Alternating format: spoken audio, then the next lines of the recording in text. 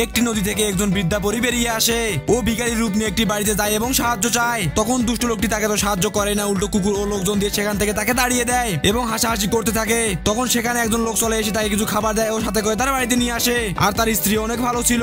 তখন তাড়াতাড়ি করে মহিলাটি তার জন্য ভাত রান্না করে ও বৃদ্ধা পরীকে ভাত খাইয়ে দেয়। তখনই বৃদ্ধা পরী তার আসল রূপে ফিরে আসে ও জাদু করে একটি বীজ আনে এবং বীজটি মহিলাটিকে দিয়ে বলে এটি তোমার সকল বিপদ হতে মুক্ত করবে। এ কথা বলে বৃদ্ধ পরী সেখান থেকে উধাও হয়ে যায়। তখন থেকে তাদের সবকিছুই ভালোই চলছিল ও আনন্দে দিনকাল পার হচ্ছিল। হঠাৎই একদিন প্রচুর ঝড় বৃষ্টি শুরু হয় ও গাছপালা ঘর বাড়ি সবকিছু চুরমার করছিল।